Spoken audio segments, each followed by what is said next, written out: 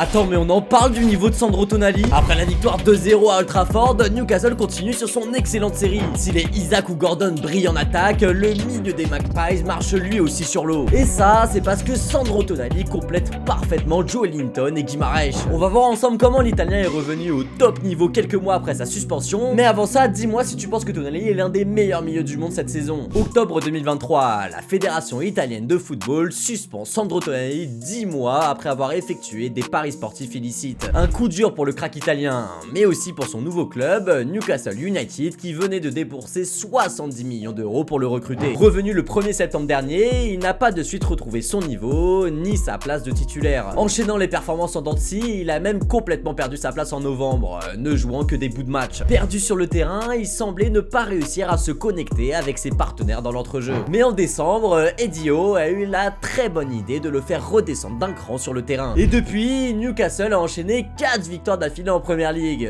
avec 13 buts marqués pour 0 encaissés. Une preuve de la force et de l'équilibre trouvé par les Magpies. Si Tonali est un génie créatif et un excellent joueur de pressing, c'est en fait avec le jeu face à lui qu'il est le plus efficace. Chargé de l'orientation du jeu, il peut mettre sa créativité et sa qualité de passe à disposition de son équipe. Et on le sait, Newcastle est une équipe dont les contres font très mal. Et quoi de mieux qu'un Sandro Tonali pour lancer ses partenaires grâce à son jeu long. Mais s'il performe autant, c'est aussi grâce à Joelinton et Guimarães. Le premier, c'est le bon soldat des Magpies depuis des années. Il ne s'arrête jamais de courir, que ce soit pour demander le ballon ou pour essayer de le récupérer. Un profil nécessaire pour laisser le rôle de la construction à Tonali et Guimarães. Parce que ces deux-là, ils parlent clairement le même football. Leur aisance dans les petits espaces leur permet de sortir d'un nombre de situations compliquées incalculables. Et leur polyvalence leur permet de s'offrir à chacun une certaine liberté. Si Tonali reste plus bas pendant la plupart du match, il peut se permettre certaines montées dans l'axe. Et ça, c'est grâce à la faculté de Guimarães à évoluer à 2 postes du milieu de terrain et donc à couvrir les arrières de l'Italien. Bref,